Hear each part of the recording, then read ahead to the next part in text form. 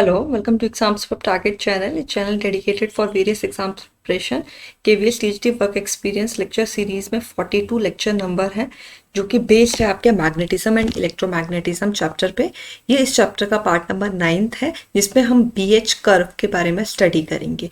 I hope आप previous lectures को follow कर रहे हैं और आपने हमारा लेटेस्ट प्रीवियस लेक्चर देखा है और आपको पता है कि ये B क्या है और ये एच क्या है, हमने उस लेक्चर में डिफाइन करा है। तो मैं ये सपोज करके चल रही हूँ कि आप हमारे लेक्चर्स को कंटिन्यूसली फॉलो कर रहे हैं और आपको इनकी डेफिनेशंस क्लियर हैं, आपको इनके यूनिट्स पता है, उसी के बाद आप इस लेक्चर को कंटिन्यू कर रहे हैं। अगर आपने नहीं देखा है तो कमेंट सेक्शन में उनका डिस्क्रिप्शन बॉक्स में उनका लिंक मिल जाएगा, आप जाके देखिए उन लेक्चर्स को और देन इस लेक्चर को कंटिन्यू कीजिए। अगर आपकी ये टर्म्स क्लियर हैं तो आप इस लेक्चर को कंटिन्यू कर सकते हैं। बी एच कर्व देखिए, बी क्या है? मैग्नेटिक फ्लक्स डेंसिटी डिफाइन हम कर चुके हैं। And H is your magnetisation force और मैग्नेटिक फील्ड इंटेंसिटी और मैग्नेटाइजेशन फोर्स हम डिफाइन भी इन्हें कर चुके हैं। तो बी एच कर्व इन दोनों के बीच का कर्व, ठीक है। एच हम दे रहे हैं, एच मैग्नेटाइजेशन फोर्स हम लगा रहे हैं, उसकी वजह से कुछ मैग्नेटिक फील्ड डेंसिटी आ रही है किसी मटेरियल में।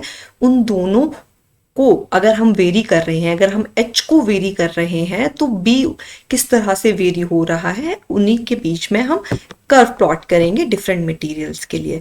तो हमारी डिस्कशन है, हमने स्टार्टिंग में जब पार्ट 1 करा है इस लेक्चर का तो हमें पता है वहाँ पे मैग्नेटिक मटेरियल्स रहते हैं, नॉन मैग्नेटिक मटेरियल्स रहते हैं, हम उन्हें अच्छे से डिफाइन भी कर चुके हैं। तो नॉन मैग्नेटिक मटेरियल जिसमें मैग्नेटाइजेशन बहुत कम होता है, जिनका मैग्नेटाइजेशन बहुत पोरर रहता है, क्योंकि हम ये तो जानते हैं कि सभी मटेरियल्स अपने से कुछ फ्लक्स पास करना परमिट करेंगे, कुछ ना कुछ वैल्यू ऑफ फ्लक्स या मैग्नेटिक फील्ड लाइंस खुद से पास करेंगे। बट जिनमें ये मैग्नेटाइजेशन कम है, मैग्नेटिक फ्लक्स जो कम पास कर रहे हैं खुद से, हम उन्हें नॉन मैग्नेटिक मटेरियल्स कह देते हैं और बाकी को मैग्नेटिक मटेरियल्स कहेंगे। तो नॉन मैग्नेटिक मटेरियल्स के हम एग्जाम्पल्स भी देख चुके हैं, जैसे एयर है, कॉपर है, would etcetera.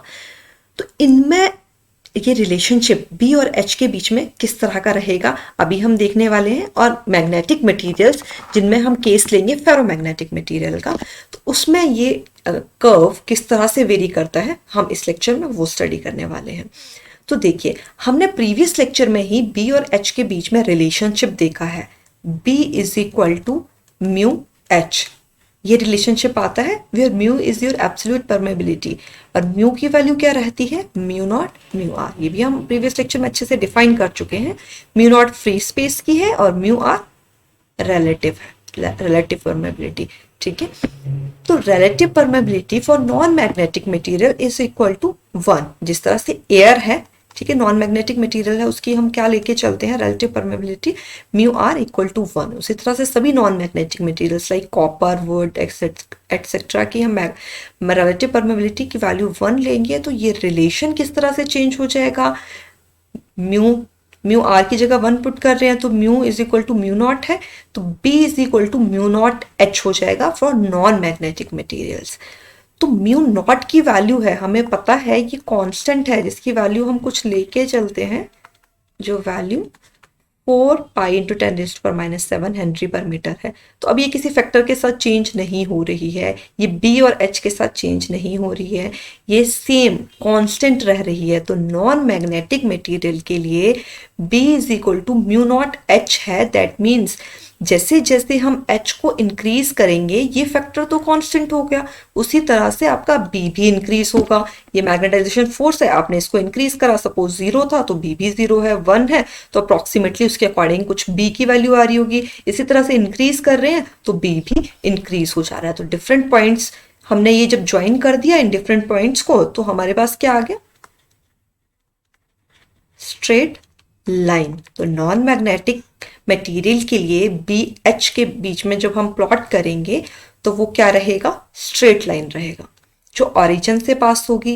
And this curve never सैचुरेट्स, देखिए ये अगर मैं H की वैल्यू इंक्रीज करती जाऊंगी तो ये B की वैल्यू इंक्रीज ही होती जा रही है। ऐसा नहीं है कि ये सेचुरेट हो गया है किसी H की वैल्यू पे, B की वैल्यू कांस्टेंट हो गई है, उसे हम सेचुरेशन कहते हैं। ऐसा इसमें नहीं रहेगा। जिस तरह से मैं H की वैल्यूज इंक्रीज कर रही हूँ, ये magnetisation force, magnetic intensity increase कर रही हूँ, तो उसी अकॉर्डिंग मैग्नेटाइजेशन और मैग्नेटिक फ्लक्स डेंसिटी आ रही है और वो एक इंक्रीज्ड वैल्यू है।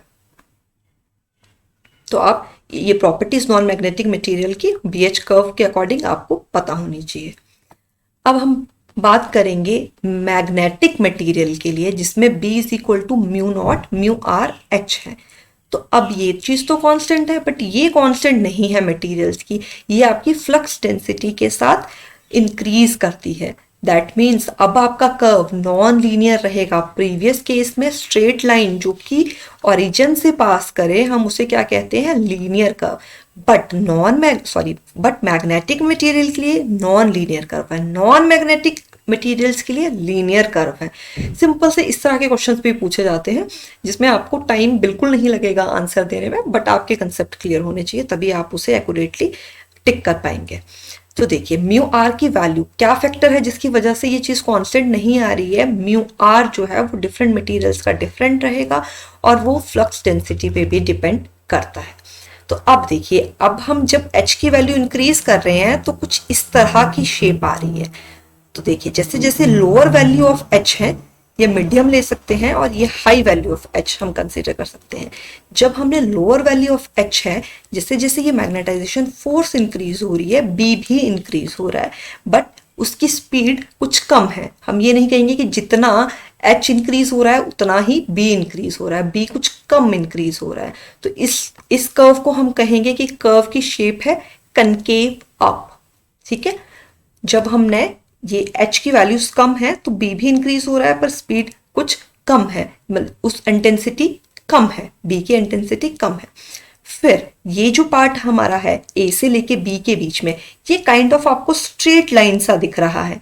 तो जैसे जैसे हम medium flux densities, flux intensities के लिए हम देख रहे हैं, H की वैल्यू हमने इंक्रीज करी तो B भी आपका उसी तरह से इंक्रीज हो रहा है, उसी तरह से इंक्रीज हो रहा है। अब क्या हो चुका है कि अब H की वैल्यू जब आप इंक्रीज कर रहे हैं तो B में क्या आ चुकी है, सेचुरेशन आ चुकी है आपकी। ये आपका नी पॉइंट है, नी के बाद आपकी सेचुरेशन आ जाएगी और B आपके पास एक कांस्टेंट वैल्यू हो जाएगी। अब H की वैल्यू आप इंक्रीज भी कर दोगे तब भी आपका कर्व B की वैल्यू सेम ही रहेगी और ये हम कहेंगे कि इसमें सेचुरेशन आ गई है।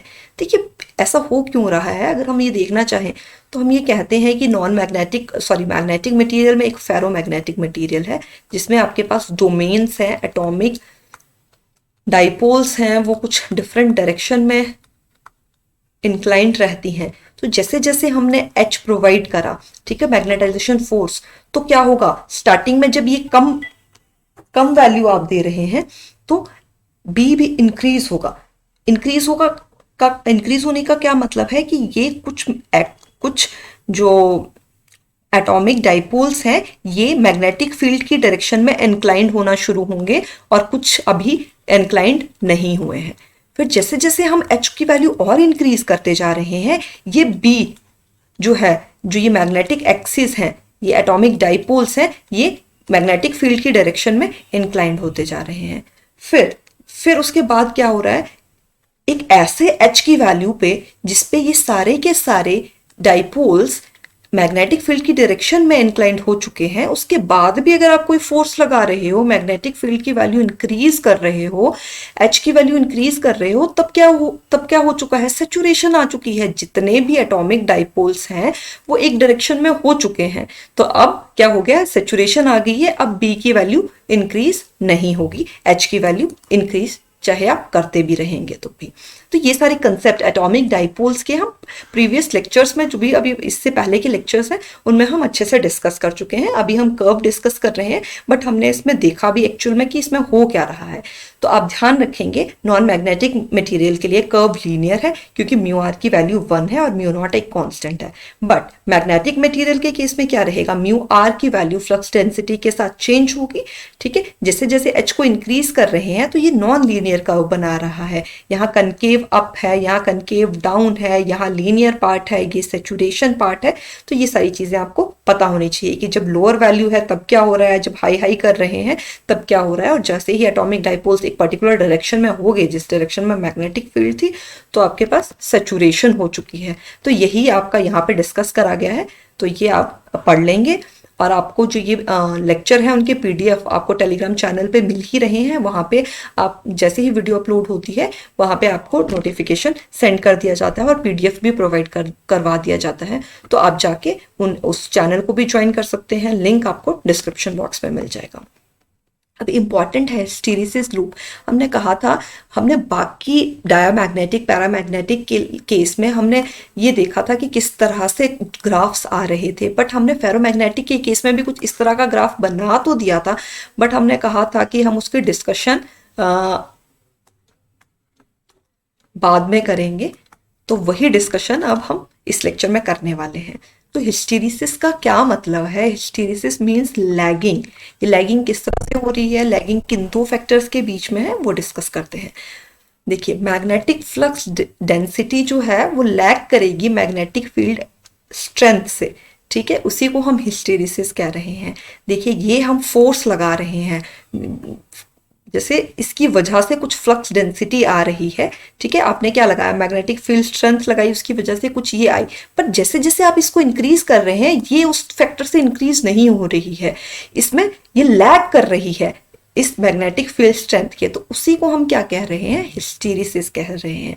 तो देखिए होगा कैसे, हमें पता है एक करंट है, करंट कैरिंग कंडक्टर है, ये कॉइल है, उसके अराउंड मैग्नेटिक फील्ड आती है।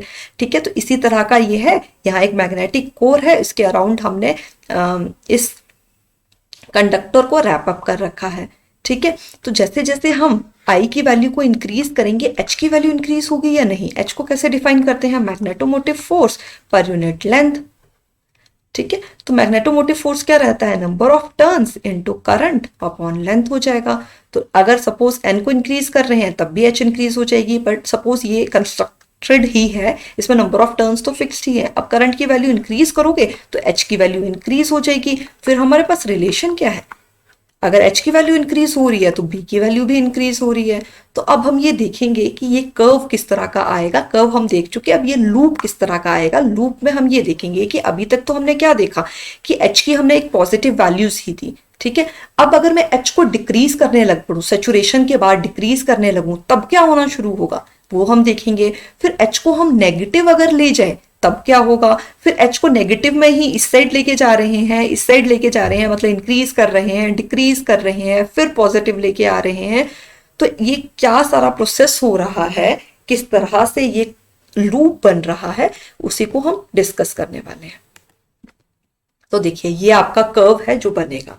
सबसे पहले एक ऐसा मटेरियल है जिसमें हमने मैग्नेटाइजेशन फोर्स 0 है। ठीक है, रैंडमली अलाइन है, ये एक्सिस रैंडमली अलाइन है जो डोमेन्स में है। फेरोमैग्नेटिक का केस हम लेके चल रहे हैं। अगर मैग्नेटाइजेशन फोर्स या मैग्नेटाइजेशन फील्ड इंटेंसिटी को अगर हम 0 कर रहे हैं तो बी भी हमारा 0 आ रहा है। यहाँ पे हम देख चुके और हमारे पास रिलेशन भी है, B is equal to mu H. तो ये चीज़ 0 आई। फिर जैसे जैसे हमने एच को इंक्रीज करना शुरू हुआ, मैग्नेटिक जो डाइपोल्स थे वो मैग्नेटिक फील्ड डायरेक्शन में इंक्लाइन होना शुरू हुए, उसी वजह से आपका बी भी इंक्रीज होना शुरू हुआ। ठीक है, तो ये कनकेव अप आ गया, ये कुछ लीनियर पोर्शन आ गया, यहाँ नी आ गई और यहाँ आके वो सेचुरेशन आ चुकी है। ठीक है, तो वो आपका पाथ कौन सा फॉलो हुआ, ये पाथ फॉलो हुआ। अब देखिए, अब यहाँ पे हमने करंट जो लगा रखा है, करंट की वैल्यू अगर हम क्या करें, डिक्रीज करें, तो एच की वैल्यू, मैग्नेटाइजेशन फोर्स की वैल्यू भी डिक्रीज होगी।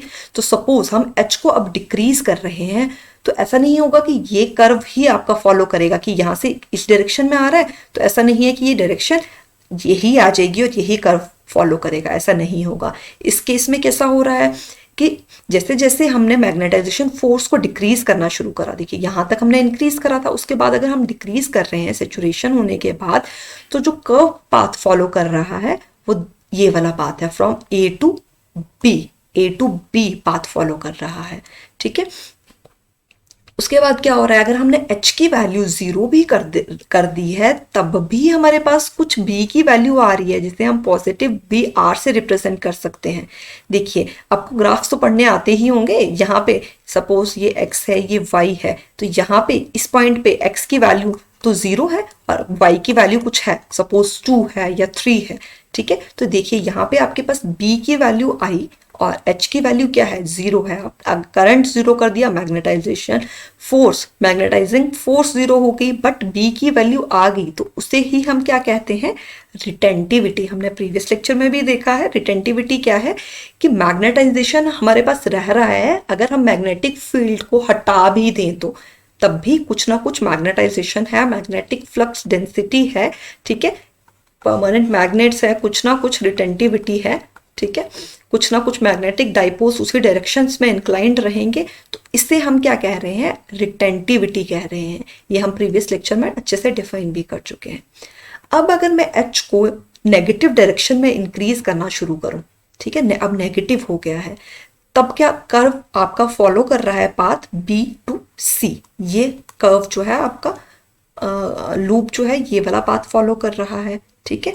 अब देखिए h तो आपने नेगेटिव कर दिया है, बट b की वैल्यू यहाँ पे तो पॉजिटिव है, देखिए यहाँ पे ग्राफ में यहाँ पे पॉजिटिव y रहता है और यहाँ नेगेटिव y होता है, तो यहाँ पे देखिए ये वैल्यूज क्या है, पॉजिटिव वैल्यूज है, और h तो आप नेगेटिव कर चुके हो, ठीक है। तो ये क्या है, लैग कर रहा है, b h के पीछे लैग कर रहा है, तो इसी को हम क्या कह रहे हैं, हिस्टेरिसिस। h को तो आप इंक्रीज डिक्रीज कर रहे हो, पर b उस फैक्टर से इंक्रीज डिक्रीज नहीं हो रहा है। आपने h को नेगेटिव कर दिया, पर b अभी तक नेगेटिव नहीं हुआ है, वो पॉजिटिव ही है, लैग कर रहा है। आगे जाके ये नेगेटिव होगा जब हम h कर रहे हैं, तो यहाँ इस कर्व के इस क्वाड्रेंट के लिए आपका b नेगेटिव हो रहा है, बट हमने इस पॉइंट पे h नेगेटिव कर दिया है, यहाँ पे आपका b नेगेटिव नहीं होगा।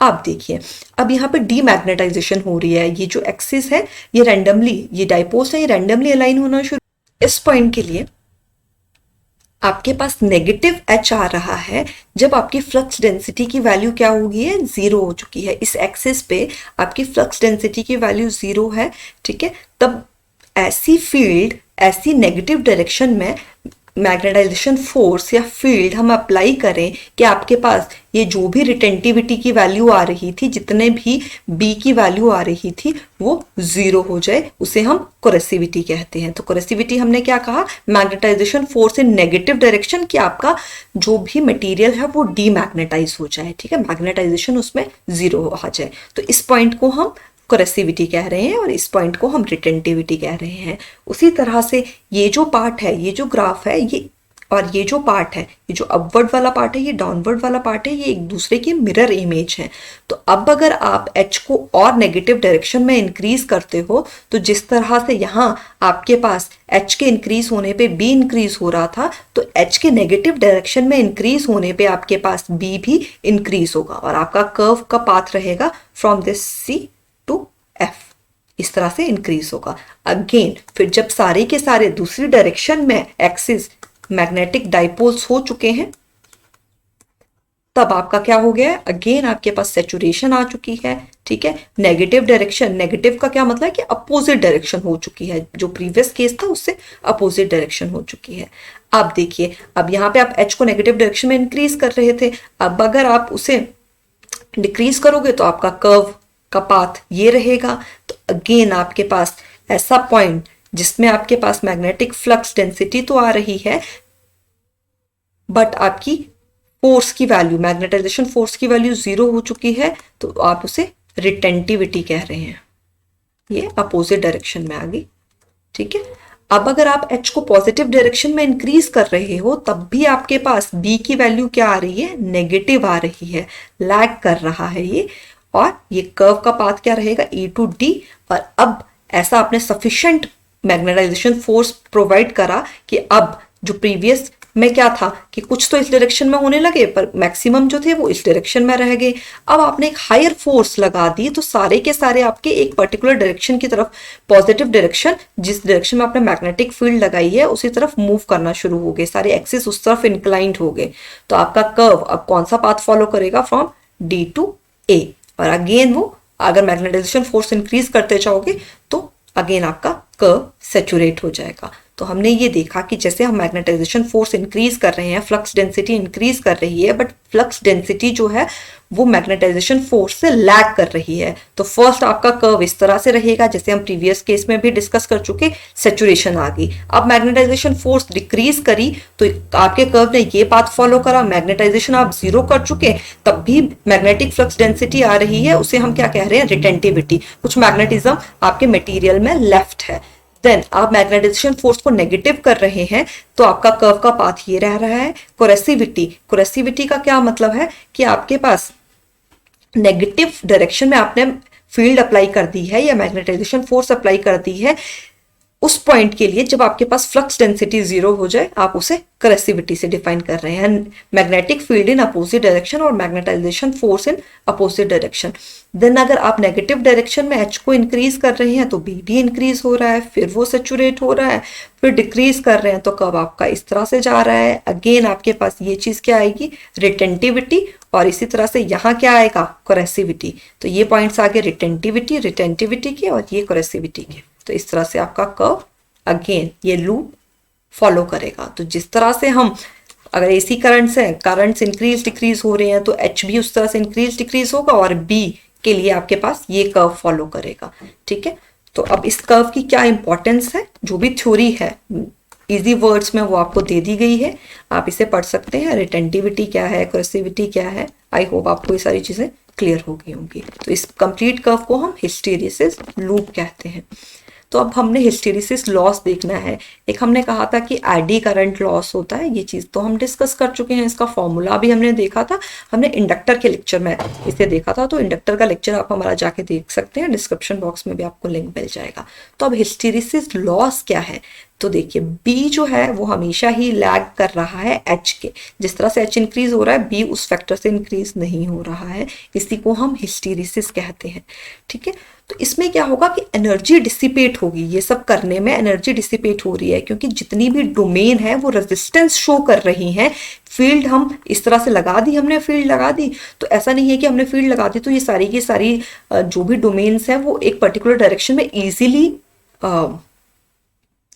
मैग्नेटिक फील्ड की डायरेक्शन में इजीली इंक्लाइंड होगी।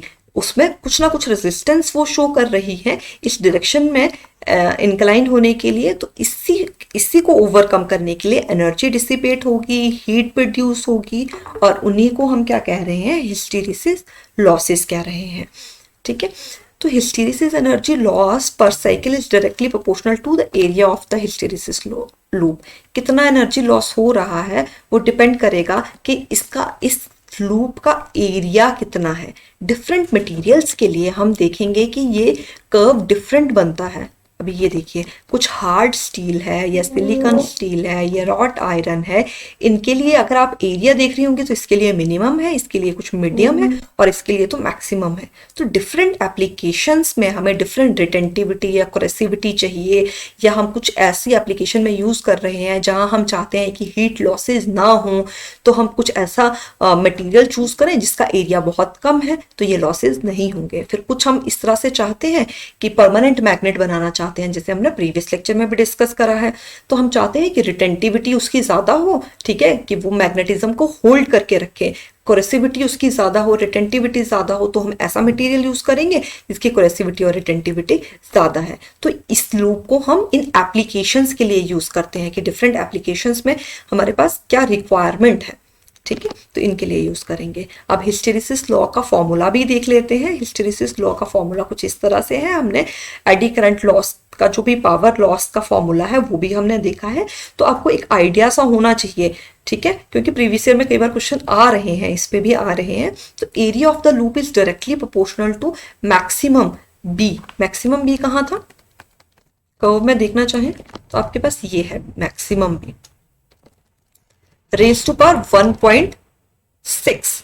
तो hysteresis energy loss is also proportional to area of the hysteresis loss, तो ये भी प्रोपोर्शनल हो जाएगा B max raise to power 1.6। तो energy loss constant of proportionality को हटा रहे हैं, तो यहाँ पे एक ईटा का साइन यूज कर रहे हैं, तो आपका हिस्टेरिसिस एनर्जी लॉस कुछ इस तरह से हम डिफाइन करेंगे, ठीक है। ये एनर्जी लॉस है और ये पावर लॉस है।